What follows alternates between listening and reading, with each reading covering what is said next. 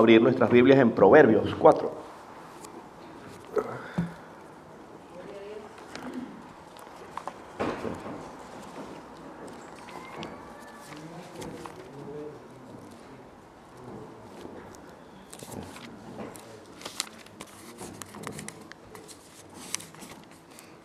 Proverbios 4, vamos a leer el versículo 23. Dice la palabra del Señor: sobre toda cosa guardada, guarda tu corazón, porque de él mana la vida. Sobre toda cosa guardada, guarda tu corazón, porque de él mana la vida. Amén. Padre, bendito sea tu nombre, mi Señor. Gracias, mi Señor, por tu amor y por tu misericordia. Padre, gracias, Señor, porque tú has sido bueno con nosotros. Tú nos has llamado, Señor, a salvación. Padre, tú has dado a nuestras vidas, Señor, un sentido, Señor, y un propósito. Y ese propósito es seguirte, alabarte, bendecirte, caminar contigo, Señor. Seguir tus pasos. Padre, perdona nuestra maldad, Señor. Perdona nuestros pecados, Señor. Límpianos, Señor, con hisopo. Padre, levántanos, Señor. Termina, mi Dios, esa obra que has comenzado en cada uno de nosotros, Señor. Humillamos nuestro corazón delante de ti. Reconocemos, mi Señor, que estamos sedientos, Padre. Estamos sedientos de tu Espíritu, de tu palabra, Señor. Queremos ver tu rostro, mi Dios. Queremos que tú nos ministres, que tú nos llenes, Señor, esta tarde de hoy. Padre, que esta palabra sea de mucha bendición para los hermanos, Señor. Que sea para glorificar tu santo nombre también. Y que hables tú por medio de esta boca, mi Señor. En el nombre de Jesús decimos amén y amén. Hermano, esta palabra se llama sobre toda cosa guardada. Guarda tu corazón. Ese es el título. Y ese versículo que acabamos de leer está en el Proverbio 4. Está en el Proverbio 4. Y ese es un proverbio escrito por Salomón para sus hijos, ¿verdad? Escrito por Salomón para sus hijos, y Salomón comienza a darle, digamos, una serie de, podríamos decir, de consejos, de enseñanzas, ¿verdad? Le comienza a decir varias cosas. Le dice que lo que él le va a decir, que no sea parte de su boca, en fin, varias cosas le comienza a decir, y así, de esa manera, llega al versículo 23. Que es lo que precisamente acabamos de leer hace un momento. Dice la palabra, ¿verdad? El Señor dice: sobre toda cosa guardada, guarda tu corazón, porque de él mana la vida. Esa es la recomendación que Salomón le da a sus hijos. Dice la palabra: guarda tu corazón, ¿verdad? Sobre toda cosa guardada, guarda tu corazón, porque de él mana la vida. Habla del corazón. Habla del corazón, hermano. Interesante, la palabra de Dios habla bastante del corazón humano. Estaba leyendo acerca de esto, y ¿sabe usted más o menos cuántas veces menciona la palabra de Dios el corazón humano? Más o menos unas 300 veces. Es decir, que el corazón humano es un tópico importante, ¿verdad? Para la palabra de Dios, para la Biblia. Ahora, cuando nosotros hablamos del corazón, obviamente el corazón no se refiere como tal al corazón que uno tiene en el cuerpo, el órgano que bombea la sangre. La palabra obviamente no se refiere a eso. La palabra tampoco se refiere al amor, ¿verdad? Cuando a uno le gusta a una persona, uno le dice a su esposa, a su novia: yo te amo con todo mi corazón, ¿verdad? Tampoco. En este contexto, el corazón se refiere a eso. El corazón se refiere, ¿verdad?, al centro de los pensamientos y de las emociones de la persona. Cuando usted vea en la Biblia que habla del corazón, en este contexto el corazón se refiere a eso. El corazón se refiere a los pensamientos de las personas, se refiere a los sentimientos que alberga la persona dentro de sí. A eso se refiere el corazón. Por eso, ¿verdad?, de una manera importante, el Espíritu Santo, ¿verdad?, por medio de Salomón dice, ¿verdad?, sobre toda cosa guardada, guarda tu corazón. ¿Qué se refiere a eso? Guarda tu mente, guarda tus pensamientos, guarda tus emociones, ¿verdad? Porque de él mana la vida, de acuerdo como usted se maneje, de acuerdo a lo que usted tenga dentro de sí, de acuerdo a lo que usted tenga en su mente, usando la palabra que usa la Biblia, de lo que usted tenga en su corazón, ¿verdad? De ahí va a manar la vida eterna, va a manar todo lo bueno, va a salir todo lo bueno. Si uno tiene algo bueno dentro, ¿verdad? Si uno en su corazón alberga pura maldad y sentimientos malos y está en contra del Señor, obviamente de ahí no va a salir la vida, va a salir que la muerte, ¿verdad? Entonces hoy vamos a hablar un poco acerca de eso, ¿verdad? Sobre toda cosa guardada, guarda tu corazón. Entonces de esa manera vamos a pasar al primer punto, vamos a ver una primera enseñanza, ¿verdad? Y dice lo siguiente, ¿verdad? Dice, la condición natural del corazón del hombre es la tendencia a la maldad. La condición natural del corazón del hombre es la tendencia a la maldad. Hermano, hermana, si usted le pregunta a alguien, ¿tú eres bueno? Esa persona, ¿qué va a decir? Claro que yo soy bueno, yo soy buenísimo. Incluso desde pequeños, los niños pequeñitos ya tienen en su corazón, en su mente, portándose mal, haciendo tremendura. Tú le preguntas a un muchacho tremendo, mira, ¿cómo te portas tú? No, yo me porto bien. Yo llego todos los días del trabajo y le pregunto a mi hijo Samuel, ¿cómo se portó hoy Samuel? Bien. ¿Se portó bien? Obviamente no, se portó mal porque él es tremendo, él es travieso. Pero él dice que se portó bien.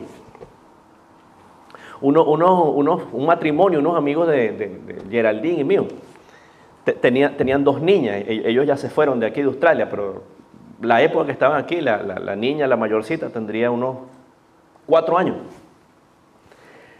Entonces, la niña decía, no, mire, yo soy una reinita muy buena.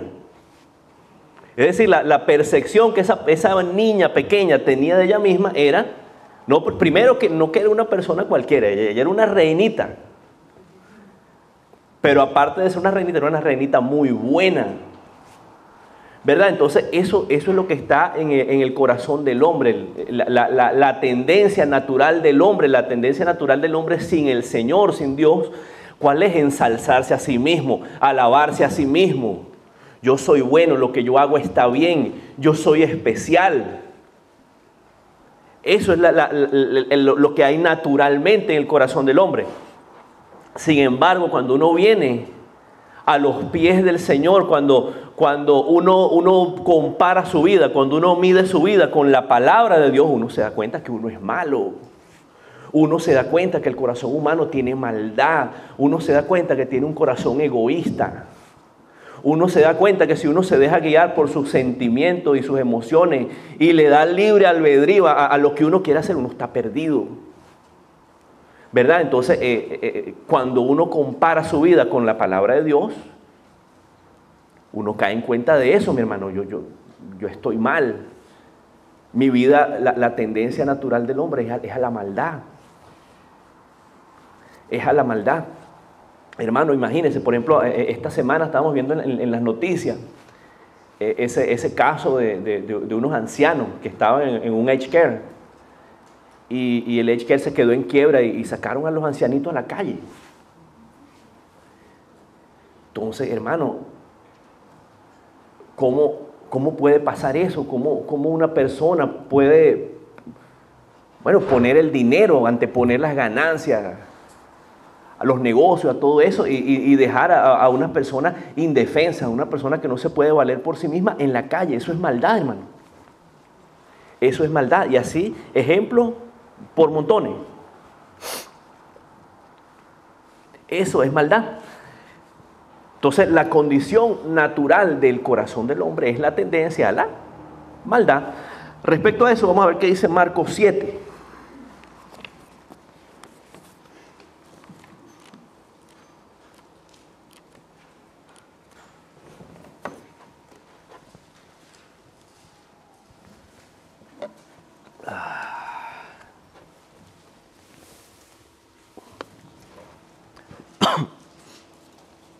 En Marcos 7,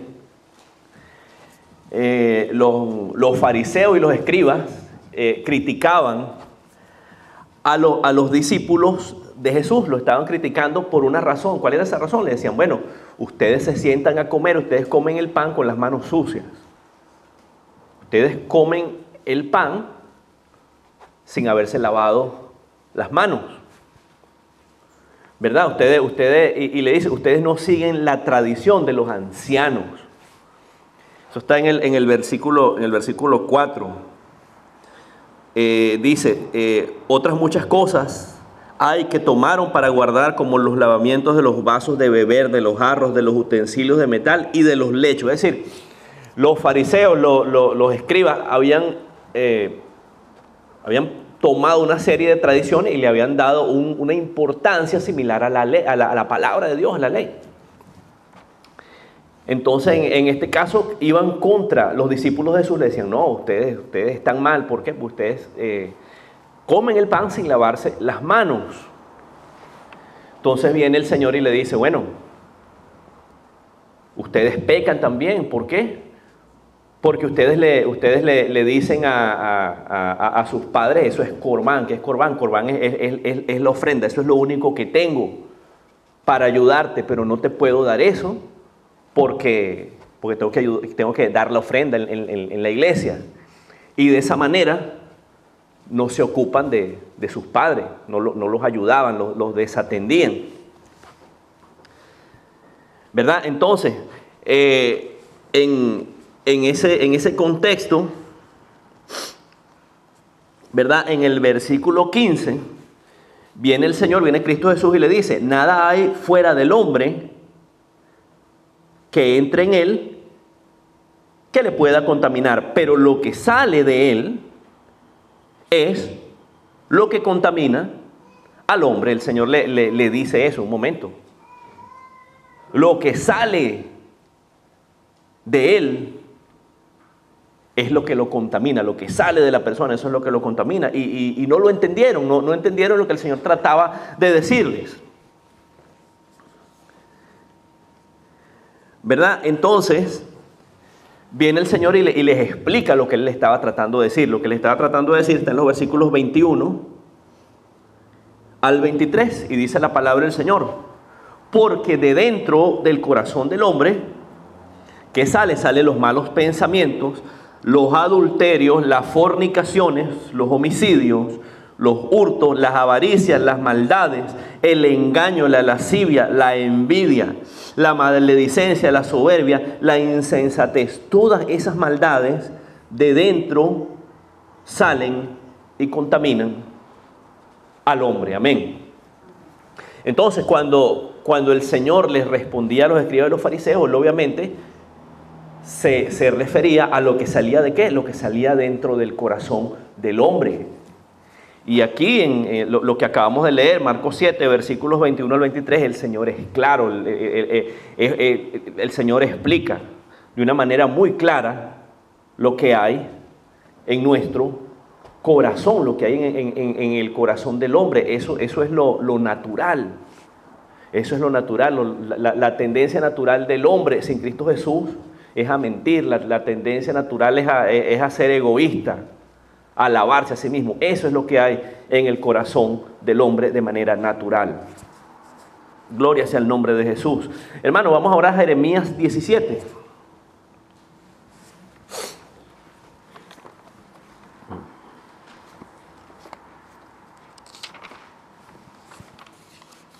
Jeremías 17, este es uno de los versículos, ¿verdad?, que todos conocemos, todos hemos leído alguna vez. Jeremías 17 del 9 al 10. Jeremías 17 del 9 al 10. Dice la palabra del Señor: engañoso es el corazón más que todas las cosas. Y además de engañoso, dice, y perverso. Engañoso es el corazón más que todas las cosas, y además de ser engañoso es que es perverso. Y el Señor hace una pregunta: ¿quién lo conocerá? ¿Quién conocerá el corazón? Y dice la respuesta en el versículo 10: yo, Jehová, que escudriño la mente que pruebo el corazón para dar a cada uno según su camino, según el fruto de sus obras. Entonces, él dice la palabra, el corazón es engañoso y perverso. Y el Señor hace una pregunta, pero ¿quién lo conocerá? ¿Quién va a conocer el corazón del hombre? Yo no conozco el corazón de mi hermana, el corazón de mi hermano. Nos conocemos, nos vemos los domingos, tenemos años conociéndolo, pero nadie conoce en el fondo el corazón de nadie. ¿Quién lo conocerá? El Señor es el único, ¿verdad?, que lo puede hacer. Y el Señor dice, yo, Jehová, ¿verdad?, yo soy el que lo conozco, yo Jehová, y yo escudriño, yo busco en la mente y pruebo los corazones, ¿verdad?, para dar a cada quien según el fruto de sus obras, ¿verdad? Entonces la palabra dice también que el Señor prueba los corazones. Ahí, mi hermano, dice la palabra engañoso es el corazón más que todas las cosas. Yo le digo algo esta tarde hoy, hermano, hermana. Si usted en su corazón usted reconoce que usted es un pecador, si usted en su corazón reconoce que usted ha hecho mal, si usted reconoce que usted necesita del Señor, hermano, usted está mucho mejor de lo que usted piensa. Ahora, si por el contrario usted comienza a pensar, no, yo estoy bien. Usted comienza a pensar, no, yo vengo a la iglesia, yo vengo todos los martes a la célula, yo ayudo en la iglesia, yo leo la Biblia, yo pago los impuestos, yo doy los buenos días, yo soy bueno. Hermano, cuando usted comienza a pensar esas cosas de usted mismo, entonces que se prendan las alarmas así, la alerta roja, el bombillo rojo así, alerta, alarma, peligro. ¿Por qué? Porque eso no es la verdad. La palabra dice que el corazón es engañoso. La palabra dice que el corazón es engañoso y el corazón es perverso. Cuando reconocemos la necesidad que tenemos de Dios y que somos pecadores, wow, gloria a Dios. Gloria a Dios, porque el Señor nos tiene los pies sobre la tierra. No hay nadie que esté con una, digamos, con una visión de sí mismo más de lo que debe ser, ¿verdad? Eso por un lado. Entonces decíamos también, ¿verdad?, que la palabra de Jehová, la palabra de Dios dice que el Señor, Él escudriña la mente y que Él prueba los corazones. El Señor quiere saber qué hay en cada uno de nosotros. Y el Señor nos prueba, el Señor nos está probando todo el tiempo. Dice la palabra de Dios que en la iglesia de Cristo hay trigo y hay cizaña.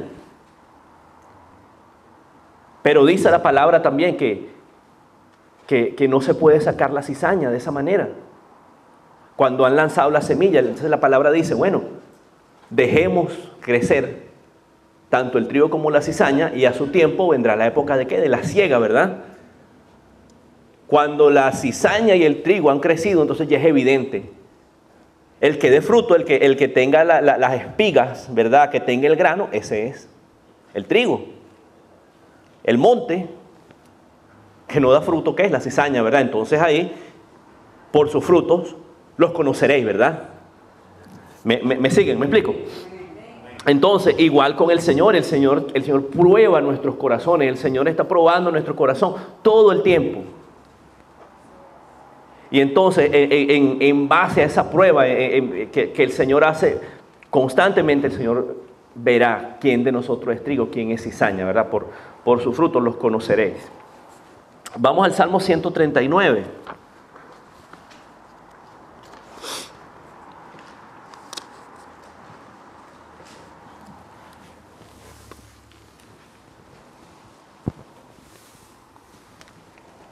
Salmo 139, versículos 23 y 24.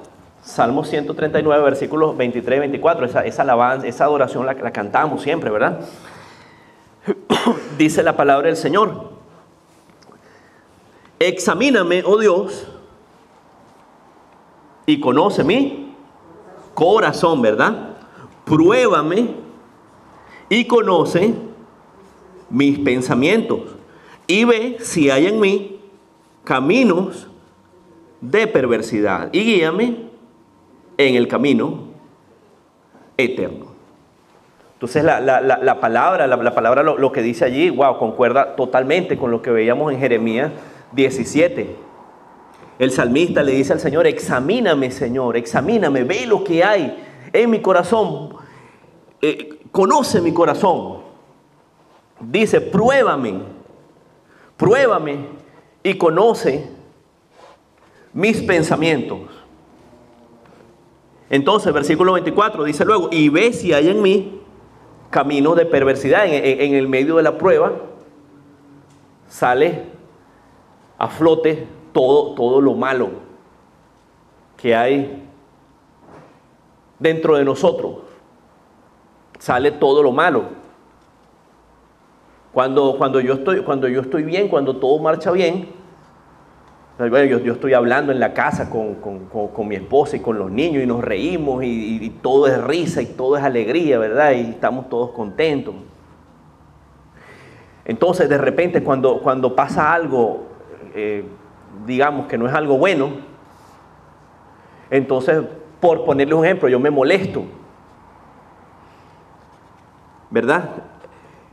Entonces yo me molesto y yo, bueno, de repente le digo algo a mi esposa, le digo algo a los niños, después me tengo que disculpar con ellos, tengo que decirles perdón porque te ofendí, discúlpame, hice algo, ¿verdad? Te he ofendido. Entonces ahí es que salen esos caminos de perversidad que hay en el corazón de cada quien. Cuando el esposo grita a la esposa, ¿verdad? Cuando el esposo le dice algo inadecuado, o viceversa, cuando la esposa le dice al esposo también, ¿verdad? Lo cierto es que el Señor saca esos caminos de perversidad que hay en el corazón y eso sale a flote. ¿Sale a flote para qué? En el mundo la gente dice, no, es que así soy. No, Dios me hizo así, con mal carácter y así moriré. No, eso no es así. En el nombre del Señor, esos caminos de perversidad salen del corazón. ¿Para qué? Para corregirlo, para que el Señor, esa obra que ha comenzado en cada uno de nosotros, Él la termine, ¿verdad? Y ese corazón que tiene un camino de ira, ese Señor que tiene ese corazón que tiene un camino de desesperanza, de falta de fe, ¿verdad? Eso el Señor lo va cambiando y lo va mejorando, amén, ¿verdad?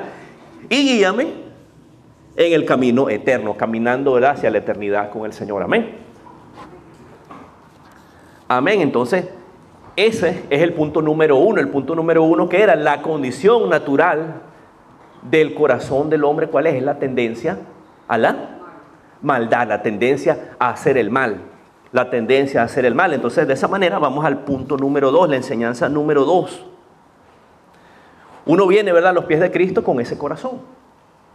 Ese corazón con la tendencia a hacer el mal. Hermano, nosotros, cuando mi esposo y yo comenzamos a asistir a la iglesia cristiana en Adelaida, nosotros nos llamó mucho la atención que los cristianos eran personas muy amables. Entonces, uno estaba comiendo y le decía, ¿puedo recoger tu plato? Sí, claro, gracias, muchas gracias. Entonces uno recién llegado a los pies del Señor que piensa, ¡ay, qué maravilla! He conseguido a alguien que me recoge el plato todo el tiempo, buenísimo. ¡Qué bueno! ¡Qué bueno que me limpien la mesa, que me recojan el vaso! ¿Por qué? Porque ese es el corazón con el que uno llega, ¿verdad? ¿Qué quiere la carne? La carne quiere que lo sirvan, la carne quiere que lo estén, ¿verdad?, mimando y ayudando lo más que puedan todo el tiempo. Uno, después que camina cierto tiempo con el Señor, eso uno cambia, el Señor lo cambia, mejor dicho, ¿verdad?, su manera de pensar. Uno dice, pero yo ya no estoy para que me recojan el plato, yo estoy para recoger el plato a los hermanos, ¿verdad? Yo estoy para botar la basura, yo estoy para servir las mesas, en fin, para ayudar a las personas, pero yo ya no estoy para que me sirvan, ¿verdad? ¿Por qué? Porque dice la palabra que el Hijo del Hombre vino para servir y no para ser servido. Amén, ¿verdad? Entonces el punto número 2 dice, Dios necesita cambiar el corazón del creyente para darle la salvación. Dios necesita cambiar el corazón del creyente para darle la salvación. Es decir, hermano, así como llegamos a los pies del Señor, no le servimos. El Señor tiene que hacer un trabajo en cada uno de nosotros. El Señor nos tiene que cambiar. Y ese es un ¿cómo es que dicen? Un trabajo en continuo desarrollo.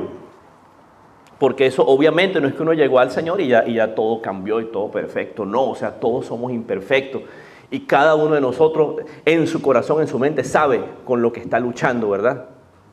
Cada uno de nosotros está luchando con algo, ¿verdad? Y nuestra esperanza es que el Señor nos va a ayudar, ¿verdad? A seguir adelante en sus caminos y nos va a dar la victoria finalmente, amén. Pero es un trabajo largo, ¿verdad? Y de la mano del Señor. Uno solo no puede limpiarse, uno solo no puede santificarse. Uno sin la ayuda del Señor no puede hacer nada, ¿verdad? Entonces, respecto a eso, vamos un momento al Salmo 51.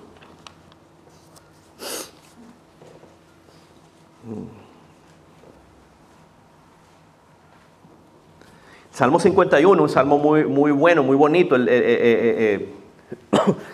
David pide, ¿verdad? Pide purificación para él. Pide purificación. David reconoce, Señor, contra ti, solo contra ti he pecado. Mi pecado siempre está delante de mí, y eso podemos decir nosotros también. Nuestro pecado siempre está delante de cada uno de nosotros, ¿verdad? En el versículo 10, ¿verdad? Salmo 51, 10, fíjense cuál es la petición de David para el Señor.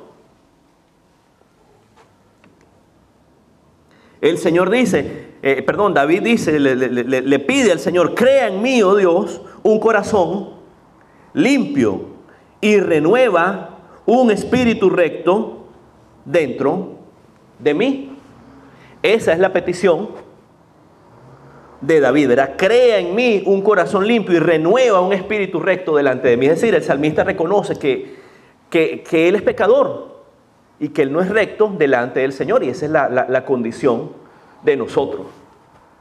Hermano, uno no puede quedarse nada más en reconocer que uno es pecador. O sea, si usted ha reconocido, si hemos reconocido que somos pecadores, gloria a Dios, ¿verdad? El primer paso para uno resolver el problema, ¿cuál es? Reconocer el problema, ¿verdad? Mire, en este caso el problema es que somos pecadores, ¿verdad? Pero uno tiene que seguir adelante.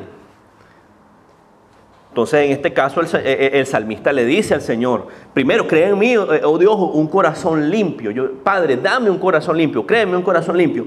Y renueva un espíritu recto dentro de mí. Esa es la solución. Dice, renueva un espíritu recto dentro de mí. Y lo hermoso es eso, lo hermoso es que el salmista reconoce que él no lo puede hacer.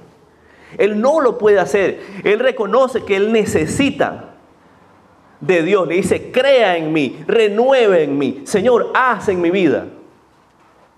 Haz en mi vida. Yo no puedo. Y esa tiene que ser la plegaria, la oración en cada uno de nosotros. Señor, ayúdame porque yo no puedo hacerlo, ¿verdad?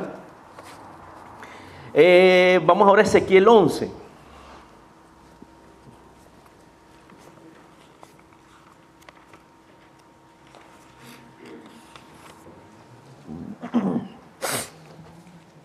Ezequiel 11, vamos a leer los versículos 19 y 20. Ezequiel 11, 19 y 20. Ahí en Ezequiel 11, el Señor le está haciendo una promesa de renovación y restauración a Israel. Israel aún cuando estaba disperso, cuando ya el pueblo de Israel había sido dispersado, el Señor le hace una promesa de renovación. Ese es el contexto inmediato de estos versículos. Sin embargo, eso sirve para para cada uno de nosotros también. Hoy día, pero dice la palabra del Señor entonces, Ezequiel 11, 19 y 20. Y les daré un corazón y un espíritu nuevo pondré dentro de ellos, y quitaré el corazón de piedra de en medio de su carne, y les daré un corazón de carne, para que anden en mis ordenanzas y guarden mis decretos y los cumplan, y me sean por pueblo, y yo sea a ellos por Dios.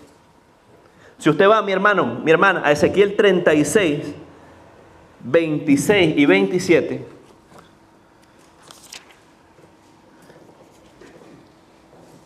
va a encontrar exactamente lo mismo que leímos hace rato. Y el contexto es el mismo también, la restauración futura de Israel. Dice la palabra, Ezequiel 36, 26 y 27. Os daré corazón nuevo, pondré un espíritu nuevo dentro de vosotros, y quitaré de vuestra carne el corazón de piedra, os daré un corazón de carne. Pondré dentro de vosotros mi espíritu, y haré que andéis en mis estatutos, guardéis mis preceptos y lo pongáis por obra. Amén. Entonces, parte de ese cambio en la vida del creyente, parte de ese cambio en el corazón del Hijo de Dios, es que el Señor tiene que hacer un trabajo allí también para cambiar ese corazón duro, cambiar ese corazón de piedra y darle un corazón de carne. Un corazón de piedra que no es sensible a las cosas de Dios. Un corazón de piedra que es incrédulo. Fíjense que en ambos casos, mi hermano, ambos versículos, tanto en Ezequiel 11 como en Ezequiel 36, luego que el Señor dice, le quitaré el corazón de piedra, le daré un corazón de carne. ¿Para qué? Para que anden en mis ordenanzas, para que guarden mis decretos y los cumplan. Guarden mis preceptos. Es decir, el Señor cambia ese corazón de piedra para que podamos creer en Él. Cambia ese corazón de piedra por uno de carne, ¿para qué? Para que empecemos a creer en su palabra. Hermanos, cuando uno viene a los caminos del Señor, muchos de nosotros no nacimos en el Evangelio. La mayoría de nosotros, de hecho, no nació en el Evangelio. Afortunado el que desde pequeño, ¿verdad?, nació en el Evangelio y ha sido levantado por sus padres, ¿verdad?, en el Evangelio, pero digamos no es el caso mayoritario, es la excepción más que todo. Pues la regla es que uno llega a los caminos del Señor ya con cierta edad. ¿Y qué ocurre con eso? Bueno, que uno viene, ¿verdad?, de su vida pasada con muchos conceptos equivocados, con mucha basura, por llamarlo de alguna manera, en la mente y en el corazón, ¿verdad? Y entonces cuando uno comienza, ¿verdad?, a leer la palabra y el Señor comienza a revelarse a nosotros, uno comienza a cuestionar la palabra. Uno comienza a cuestionar cosas de la palabra. Entonces, bueno, pero Lázaro, como eso que Lázaro resucitó después de 4 días, eso es mentira, ¿vale? Eso no es posible. No, que Adán y Eva, que eso no es verdad, que el hombre viene del mono, eso, ¿verdad? Uno comienza a ser confrontado con la palabra y uno compara la palabra de Dios con lo que uno trae del mundo. Y eso choca. Eso choca, ¿por qué? Porque uno tiene toda su vida escuchando esas cosas que no son verdad. Y cuando uno viene a la luz de la palabra de Dios, la primera impresión, pues uno no cree lo que la Biblia dice. Sin embargo, cuando el Señor ha cambiado nuestro corazón, ¿verdad?, cuando ese corazón de piedra se vuelve de carne, uno comienza a creer. Uno comienza a creer en la palabra. El Señor le empieza a revelar. Uno le pregunta al Señor, Padre, pero ¿por qué tal cosa? Y el Señor le da la respuesta, hermano. Eso pasa. Eso pasa. Uno pídale con fe al Señor, Padre, ¿por qué tal y tal cosa? Y el Señor le empieza a revelar, bien sea por una lectura, bien sea por una conversación con un hermano. El Señor se lo puede decir. Pero el Señor le empieza a revelar y esas dudas, esas tinieblas, todo eso se va de la mente de la persona. Pero eso no puede pasar cuando el corazón está endurecido. El Señor tiene que hacer ese trabajo. El Señor necesita cambiar ese corazón de piedra por uno de carne. El Señor necesita darnos una medida de fe a cada uno de nosotros. Amén. Bendito sea el nombre del Señor. Vayamos ahora a Romanos 10.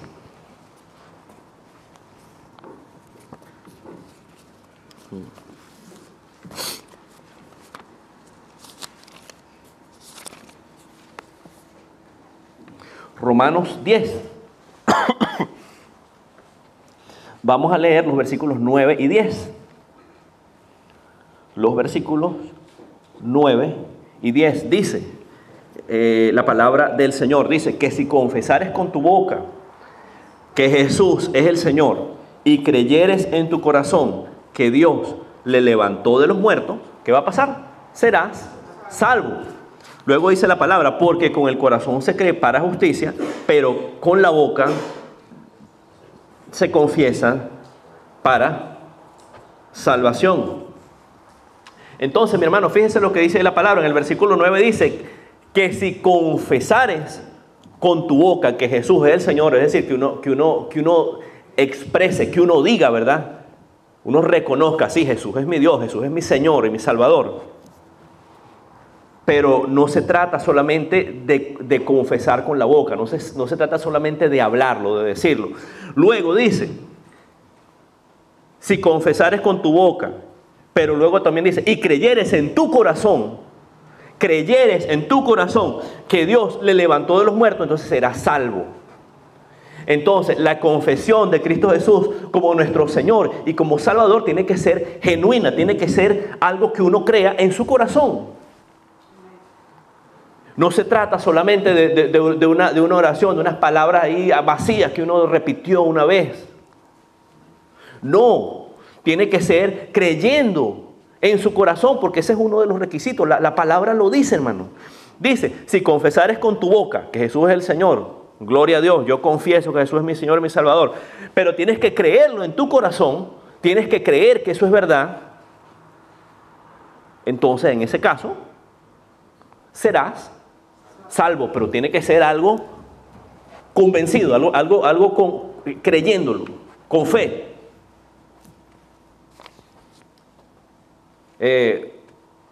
No llevando a la gente obligado. No, mire, repita aquí. No funciona así, ¿verdad? Tiene que ser algo que la persona haga consciente, ¿verdad? De lo que está haciendo. En este caso, creer que Cristo Jesús, ¿verdad? Creer en esa salvación que el Señor nos da. Otro punto, mis hermanos, vamos a ver Joel 2.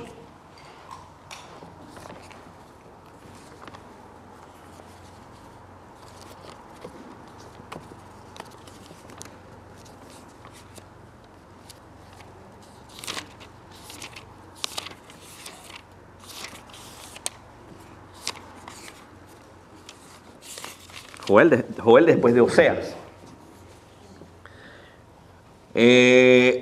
Joel 2, versículo 13. Joel 2, versículo 13. La palabra dice, rasgad vuestro corazón y no vuestros vestidos, y convertiros a Jehová vuestro Dios, porque misericordioso es y clemente, tardo para la ira y grande en misericordia, y que se duele del castigo. Eso dice Joel 2:13. ¿Cuál es el contexto de Joel 2?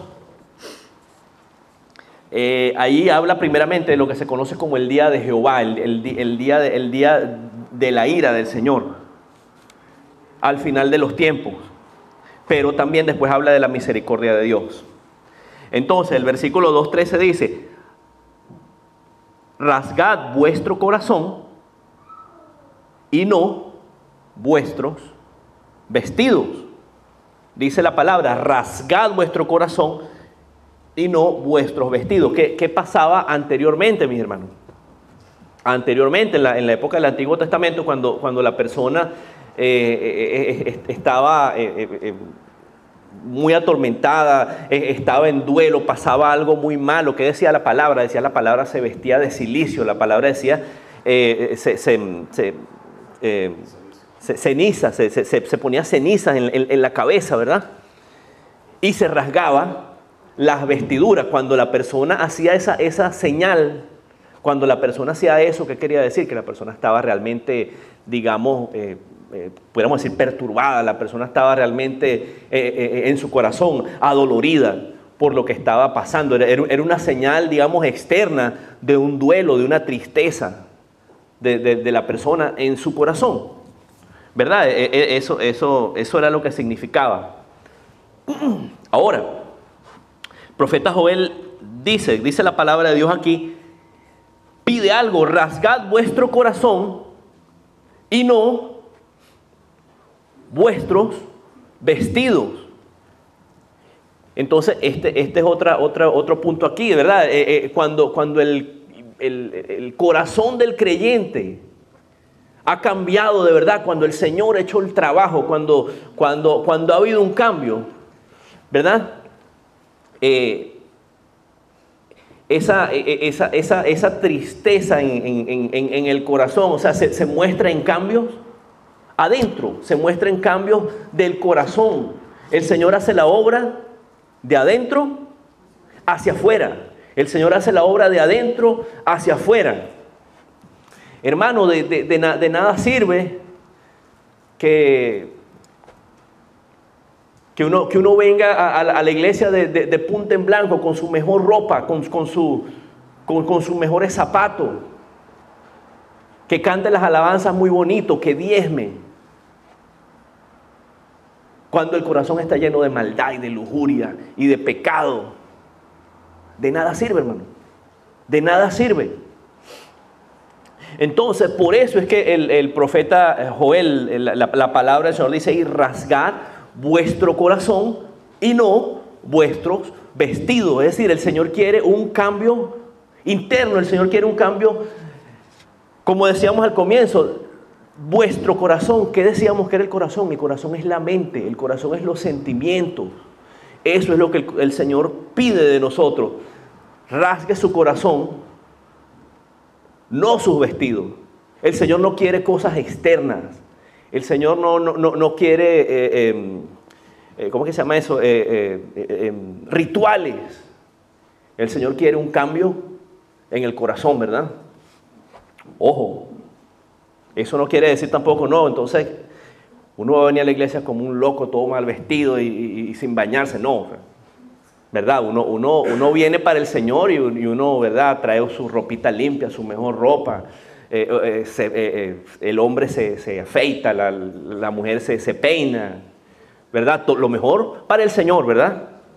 Pero más que ver algo externo, más que ver algo accesorio, algo de exterior, el Señor lo que está pidiéndonos a cada uno de nosotros es rasgad vuestros corazones. Yo quiero ver un corazón arrepentido. Yo quiero ver un corazón humillado delante de mí. Yo quiero ver un corazón, dice el Señor, que tenga piedad por los demás, que ayude al necesitado. Amén. Hermano, y hoy en día eso es difícil, es difícil. Sin el Señor es imposible. Porque la vida del día a día nos va poniendo el corazón duro. El afán de la vida nos va endureciendo el corazón. Uno ve las noticias y no, lo robaron y le dieron 2 disparos allá. Sí, eso es normal, eso pasa. No, eso no debería ser, hermano. Eso no debería ser. Que el Señor guarde nuestro corazón, como veíamos al comienzo, ¿verdad? de la predicación. Que el Señor guarde nuestro corazón y que ese corazón no se ponga duro, que tengamos un corazón de carne, un corazón sensible a las cosas de Dios. Pero todavía no terminamos, hermano. Ya vamos a terminar. Vamos ahora al tercer y último punto de esta predicación. Tercer punto dice lo siguiente. Dice, ¿verdad? Una vez que el Señor ha cambiado nuestro corazón, una vez que el Señor ha cambiado nuestro corazón, no podemos volver atrás y dañarlo nuevamente. Una vez que el Señor ha cambiado nuestro corazón, no podemos volver atrás y dañarlo nuevamente. Es decir, cada uno de nosotros tiene un camino andado con el Señor, ¿verdad? Algunos tienen 30 años, 8 años, 4 semanas, 3 meses, en fin, todos, ¿verdad? Todos vamos caminando de la mano con el Señor y en ese tiempo el Señor nos ha enseñado, el Señor nos ha enseñado su palabra, el Señor nos ha mostrado su piedad, su misericordia. El Señor ha sido bueno con nosotros, amén, ¿verdad? Y lo que hemos venido conversando en esta predicación, parte de todo eso ha sido que el Señor nos ha limpiado, el Señor ha limpiado nuestro corazón, cosas que anteriormente hacíamos y que para nosotros eran normales, que en el mundo eran normales, pero que a la vista de la palabra de Dios no están bien, son malas. El Señor ha ido borrando todo eso de la vida de nosotros. Y lo que le falta, pero entonces, mal podemos nosotros, después que el Señor nos ha limpiado el corazón, que el Señor nos ha limpiado nuestra mente, entonces volver atrás, ensuciarse uno mismo. No, hermano, el Señor nos libre. El Señor nos libre de semejante cosa. Yo esto lo he contado otras veces. Lamentablemente, ¿verdad? A la edad de 8 años, yo por accidente, yo comencé entendí, comencé a ver lo que era pornografía. ¿Por qué? Porque un tío que vivía en la casa de mi abuela, él enviudó muy joven y nunca se volvió a casar. Él compraba esas revistas, él compraba eso, él compraba pornografía. Y un día había un estudio en la casa de mi abuela, había libros, ¿verdad? Un libro. Entonces yo me metí allá a jugar con mi primo, el hijo de él. Yo tendría 8 años, sí, mi primo tendría 9. Entonces, bueno, jugando ahí, y de una manera inocente, nos topamos con esas revistas y comenzamos a ver eso. Entonces ya llegó un momento que se nos despertó esa malicia siendo pequeño. Algo, si usted se pone a pensar, completamente malo, algo inadecuado. Y entonces llegó un momento que ya le decíamos a los adultos, no, vamos a jugar aquí en el estudio, y cerrábamos la puerta, y en vez de ponernos a jugar nos poníamos a ver esas revistas, esas cosas. Entonces, eso por un lado. Después mi mamá, el esposo de ella, él veía eso también, revistas y películas. Y yo, bueno, gloria a Dios, nunca fue una adicción así, pero yo de vez en cuando yo lo veía también. ¿Por qué?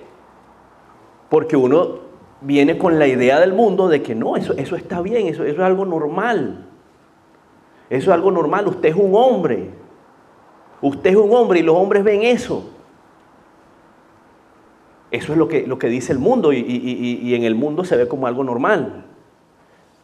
¿Verdad? Luego cuando el Señor comienza a hacer una obra en mí, yo llegué al entendimiento, no, esto está mal, esto es pecado, esto es una de las cosas más inmundas que hay. Eso es una de los peores pecados que hay. Es más, algunas de esas mujeres que salen ahí, eso es obligado, hermano. Obligado lo hacen. Eso es una cochinada, eso es una inmundicia. Pero cuando yo llegué al conocimiento de eso con el Señor, repito, gloria a Dios, nunca fue una adicción que yo llegué a tener, pero de vez en cuando sí lo veía. Y eso está mal, eso es algo que el creyente no ve nunca. Entonces, esa es una cosa que el Señor me ha ido quitando, me ha quitado, gloria a Dios. Entonces, mal pudiera yo retroceder en eso. Por ejemplo, y así cada uno de nosotros, cada quien el Señor lo ha limpiado de algo, de la bebida, del cigarrillo, en fin, de tantas cosas. Entonces no podemos volver atrás. El corazón que el Señor ha sanado, ha limpiado, el Señor, uno mismo no puede volverlo a ensuciar. Amén. Entonces, vamos a ver varios versículos acerca de eso. Vamos a ver Hebreos 2:1.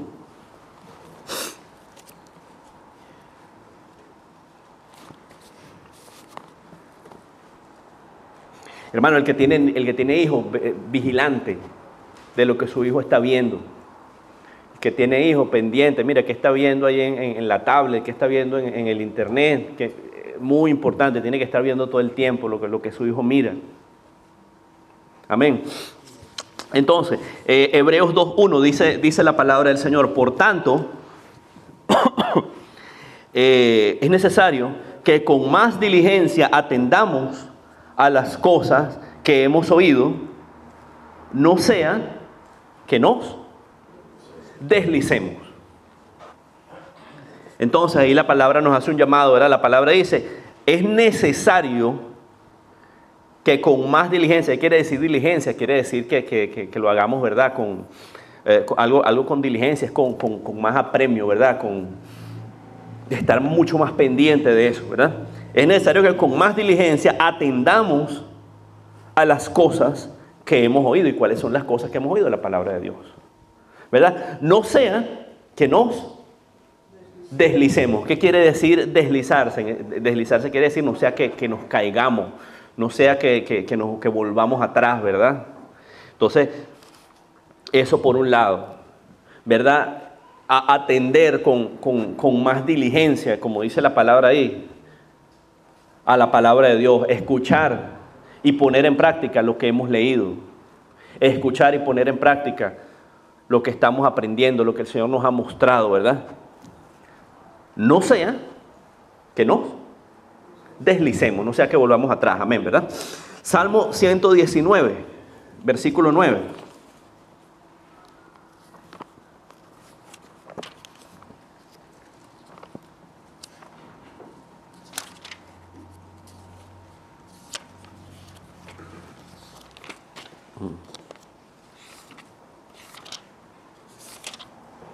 Salmo 129, versículo 9, dice la palabra del Señor: ¿con qué limpiará el joven su camino? 119, ¿cuál dije yo? Perdón, 119, perdón. No, era para ver si estaban despiertos. Salmo 119, 9. Dice la palabra del Señor: ¿con qué limpiará el joven su camino? Con guardar tu palabra. ¿Con qué guardará el joven su camino? Con guardar tu palabra. Obviamente cuando dice el joven, eso se refiere no solamente al joven, se refiere a todos los creyentes, al hombre, a la mujer de Dios, a todos, ¿verdad? ¿Cómo limpiaremos nuestro camino? Guardando la palabra del Señor. Amén, ¿verdad?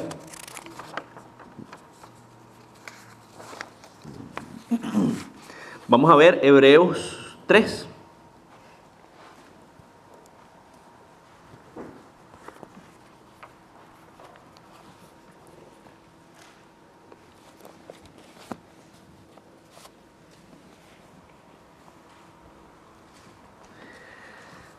Hebreos 3, versículos 12 y 13. ¿Lo tenemos? Amén. Hebreos 13, versículos 12 y 13 dice: mirad, hermanos, que no haya en ninguno de vosotros corazón malo de incredulidad para apartarse del Dios vivo. Antes, exhortaos los unos a los otros cada día, entre tanto que se dice hoy, para que ninguno de vosotros se endurezca por el engaño del pecado. Entonces, fíjense, ahí la palabra, ¿verdad?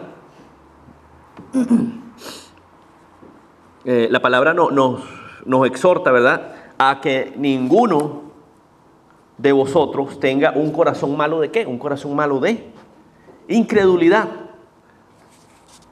¿Por qué la incredulidad puede llevarnos a eso que dice la palabra y apartarnos de Dios? Apartarnos de Dios, dudar de Dios, dudar que Dios es poderoso, dudar que Dios puede cambiar nuestra situación, dudar que Dios nos puede sanar, dudar de la palabra como tal. Poner en juicio las cosas de Dios, no, pero es que eso que la palabra dice, eso no puede ser, no, hermano. ¿Verdad? Que no haya en ninguno de nosotros un corazón malo, ¿de qué? De incredulidad. Un corazón malo de incredulidad. Dice la palabra, exhortados los unos a los otros cada día. Eso es bueno, hermano, exhortarnos unos a los otros. Y esa es una de las razones por las cuales nos congregamos, hermano. Hermano, la mayoría del tiempo, si usted se pone a sacar cuenta, ¿en qué momentos de la semana estamos en comunión con los hermanos? Básicamente 2 días, por unas horitas. Los martes de 7 de la noche, póngase a 10 de la noche la célula, 3 horas allí. Y los domingos, bueno, de 2:30 a 3:30, 4, unas 3 horas también. Es decir, que la mayoría del tiempo estamos con ¿quién? Estamos con gente del mundo. Y en el mundo que recibimos constantemente, somos bombardeados por malas noticias, somos bombardeados de mentiras, somos bombardeados ahora con esa cosa de la ideología de género. Hermano, eso lo quieren meter hasta por los oídos. Obligado, todo el tiempo hablando de eso. Entonces, llega un momento que uno se cansa, llega un momento que uno se agobia, ¿verdad? Pero entonces, como dice la palabra allí, ¿verdad? Exhortados los unos a los otros. Viene una persona un día débil a la iglesia, bueno, viene el Señor y lo levanta con la predicación, lo levanta con las alabanzas, lo levanta con una palabra que le comparte un hermano, se reúnen. Se limpia la mente, ¿verdad? De toda esa basura que recibió en la semana. En la casa igual, exhortados los unos a los otros. Si usted vive con su esposo, con su esposa, con sus hijos, ¿verdad? Hay momentos que uno cae, que uno no se siente tan fuerte. Entonces en el momento que uno cae, la esposa lo levanta, o viceversa, cuando la esposa cae, el esposo la levanta, o levanta a los hijos, en fin, nos levantamos, nos exhortamos los unos a los otros en la palabra de Dios. Por eso es tan importante, ¿verdad? Lo que dice aquí de exhortarnos los unos a los otros. ¿Verdad? Dice, entre tanto que se dice hoy, para que ninguno de vosotros se endurezca por el engaño del pecado. Es lo que hablábamos antes, ¿verdad? Lo que veíamos hace rato, de que uno viene al Señor con un corazón de piedra, el Señor cambia el corazón de piedra por corazón de carne, ¿verdad? Entonces que no volvamos atrás a ese corazón de piedra, amén, ¿verdad? Ya falta poco, hermano. Segunda de Pedro 2.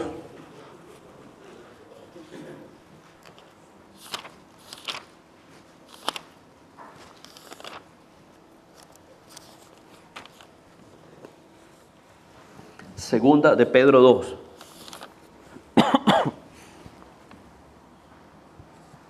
Vamos a leer los versículos 20 al 22. Dice, ciertamente, si habiéndose ellos escapado de las contaminaciones del mundo por el conocimiento del Señor y Salvador Jesucristo, enredándose otra vez en ellas, son vencidos, su postrer estado viene a ser peor que el primero. Porque mejor le hubiera sido no haber conocido el camino de la justicia, que después de haberlo conocido, volverse atrás del santo mandamiento que les fue dado. Pero les ha acontecido lo del verdadero proverbio: el perro vuelve a su vómito, la puerca lavada a revolcarse en él cielo. Amén. Una palabra bien fuerte ahí en segunda de Pedro, ¿verdad? ¿De qué habla esta palabra? Habla de las personas que desean volver atrás, ¿verdad? Las personas que deciden volver atrás en las cosas del Señor. Fíjense que el versículo 20 dice, habiéndose escapado de la contaminación del mundo, como por el conocimiento del Señor y Salvador Jesucristo. Estaban en una condición inicial, han sido limpiados por medio de la palabra, por medio del Señor Jesús. Enredándose otra vez en ellas, el que vuelve atrás, el que vuelve a buscar las cosas del mundo, son vencidos. ¿Qué le pasa? Su postrer estado viene a ser peor que el primero. Es decir, su condición final viene a ser peor que en la condición que estaban antes de conocer de las cosas del Señor. Que el Señor nos guarde, ¿verdad? El Señor nos libre de semejante error. Dice, le hubiera sido mejor nunca haber conocido el camino de la justicia, que después de haberlo conocido, volverse atrás. Imagínense ustedes, eso hubiera sido mejor nunca haber conocido las cosas del Señor. Y luego hace una comparación que no es algo bonito de decir, digamos, ¿verdad? Les ha acontecido lo del proverbio, el verdadero proverbio. El perro vuelve a su vómito, la puerca lavada a revolcarse en el cieno, en la inmundicia, ¿verdad? Con eso compara el Señor a la persona que vuelve atrás. Entonces, hermano, ya para terminar, vamos a ver Mateo 5:8.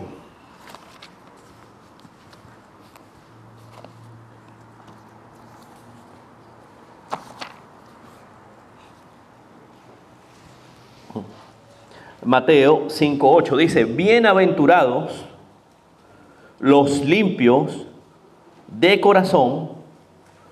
¿Por qué? Porque ellos verán a Dios. Bienaventurados los limpios de corazón, porque ellos verán a Dios. ¿Qué hemos explicado en la predicación de hoy? ¿Qué es el corazón?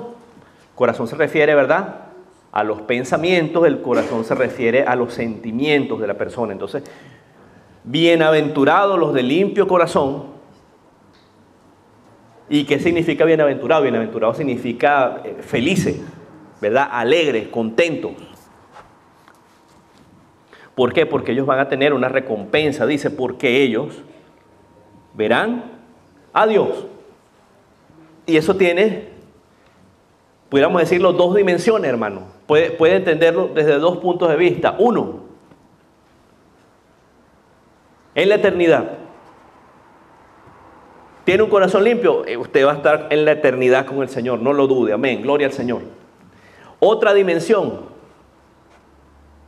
en esta vida de vicisitudes, de problemas, en esta vida de sufrimiento, usted va a ver a Dios. ¿Cómo lo va a ver a Dios? Porque el Señor lo va a bendecir, el Señor lo va a ayudar, el Señor nunca lo va a abandonar, el Señor le va a dar fuerza para que usted siga adelante. El Señor le va a dar palabra para su vida. El Señor lo va a llevar por camino de bien. El Señor lo va a sanar cuando se enferme. El Señor lo va a ayudar en todo. Usted va a ver, como dice el Salmo 91, caerán 10,000, caerán 1,000. Y a ti no te pasará nada. ¿Por qué? Porque el Señor está al lado de nosotros. Los limpios de corazón verán a Dios en la eternidad y verán sus bendiciones aquí también, en la tierra. Amén. Sobre toda cosa guardada, guarda tu corazón, porque de él mana la vida. Amén. Gloria a Dios. Bueno, vamos a ponernos de pie para orar. Padre, bendito sea tu nombre. Gracias, mi Señor, gracias por tu amor, Señor, y por tu misericordia, mi Dios, con cada uno de nosotros, Señor, por la paciencia, mi Dios, que tienes con nosotros, Señor, gracias. porque tú eres bueno, tú eres paciente, Señor. Padre, tú nos das oportunidades, Señor. Padre, gracias, Señor, por la obra que tú has comenzado en cada uno de tus hijos, Señor. Y gracias porque sabemos, mi Dios, que tú vas a terminar esa obra, Padre. Gracias, Señor, porque tú nos levantas, Señor. Gracias, Señor, porque tú nunca nos abandonas, tú nos bendices. Gracias, Padre, por la palabra que tú nos has dejado, Señor. Esa palabra nos revela tu corazón. Esa palabra nos revela tu corazón y nos revela que tú eres amor, Señor. Y que tú eres bueno, Señor, pero tú eres santo también, Señor. Padre, ayúdanos, Señor, a andar en santidad. Ayúdanos, Señor, a seguir adelante en tus caminos, Señor. Ayúdanos a no desviarnos. Padre, cuando vengan tiempos difíciles, cuando las cosas del mundo, Señor, nos quieran contaminar, Señor, ayúdanos, Señor, sobre todo a guardar nuestro corazón. Ayúdanos, Señor, a seguir adelante, Padre. Bendito sea tu nombre. Padre, en el nombre de Jesús, Señor, te pedimos muy especialmente, Padre, por sanidad, Señor. Padre, derrama sanidad sobre tus hijos, mi Señor, te lo pedimos, Señor. Humillamos, Señor, nuestro corazón, Señor, delante de ti, Padre. Clamamos, Señor. Clamamos por esas gripes, Señor, por esas bronquitis, Señor. Padre, seas tú limpiando, Señor, las vías respiratorias de cada uno de tus hijos, Señor. Padre, tomando control, Señor, de toda nariz bloqueada, de la tos, Señor. Padre, derrama sanidad sobre nosotros, Señor. Ayúdanos, Señor. Padre, ayuda a todos tus hijos, Señor. Cualquier enfermedad, Padre, cualquier malestar, cualquier dolor, Padre. Los valores, Señor, el colesterol, la presión arterial, Señor. Todo eso, Señor, lo ponemos en las manos de Cristo Jesús, Señor. Así es, Señor. Aleluya, bendito sea tu nombre. Padre, ponemos en tus manos, Señor, las necesidades en el trabajo, Señor. Padre, ayuda, Señor, a tus hijos, Señor. Padre, en el empleo, Señor, pelea las batallas por cada uno de ellos, Señor. Glorifícate, Señor. Glorifícate, Santo. Ayúdanos, Señor. Ayuda a tus hijos, Señor. Guárdanos, Señor. Danos mucha paciencia, Señor. Y amor en el nombre de Cristo Jesús. Padre, te pedimos por los niños, Señor, que recién han comenzado el término 3 en la escuela o van a comenzar algunos mañana también. Padre, pedimos por tu compañía, Señor, todos los días, Señor. Que sea de mucha bendición, Padre, que tú los ayudes, Señor, que tú los acompañes, Señor.